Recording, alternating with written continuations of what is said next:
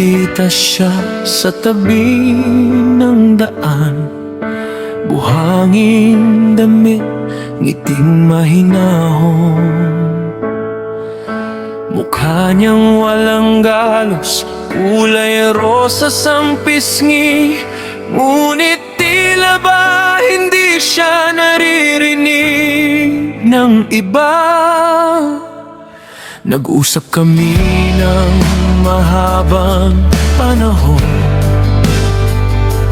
Kwento niya'y tungkol sa mga lugar na kanyang narating. Mabait at maunaway, parang anghel na nahulog. Hindi ko napigilan ang puso kong umibig sa kanya. Tuwing gabi ay nagkikita kami sa dating daan kung saan kami unang nagkita. Hindi ko alam kung bakit, ngunit siya'y aking hinahanap. Puso ko'y nadadala sa kanyang mga ngiti at salita. Ikaw ang babae sa dilim, misteryosong nilalang.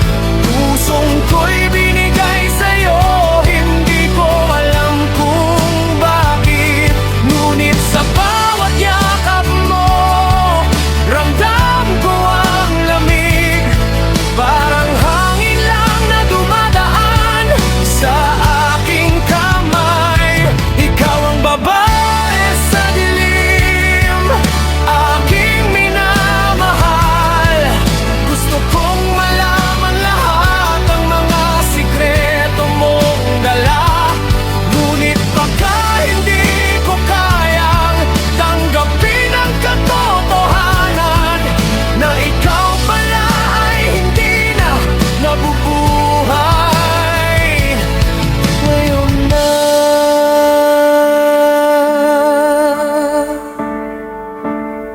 Isang araw ay nagpasya kung alamin siya.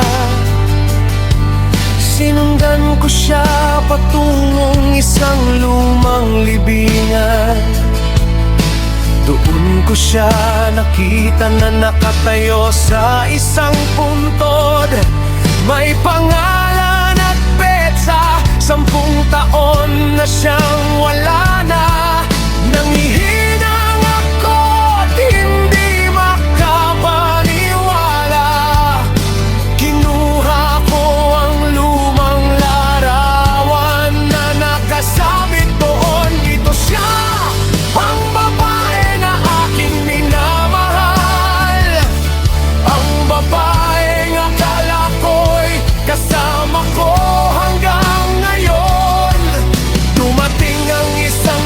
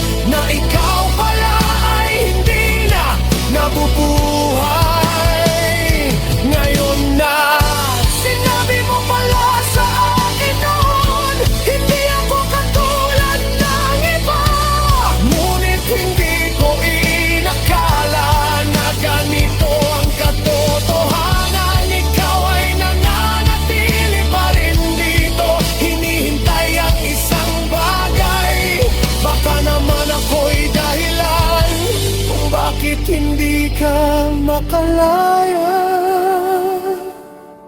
Mahal kita kahit na alam ko na hindi ka na nabubuhay, pero nandito ka pa rin sa puso ko.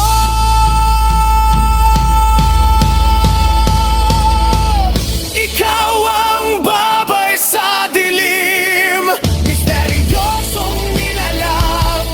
Pusong ko'y binigay sa'yo, hindi ko alam kung bakit. Ngunit sa bawat yakap mo, ramdam ko ang pag-ibig. Hindi na lambang inibig, tunay na namdamin. Ikaw ang babae sa dilim, aking minamahal.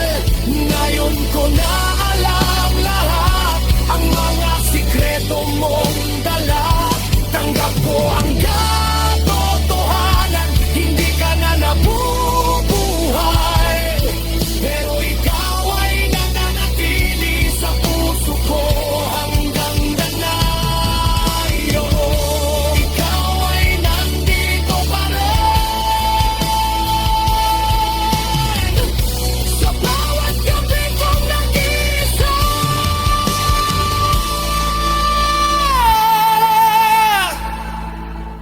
Mahal kita kahit na wala ka na.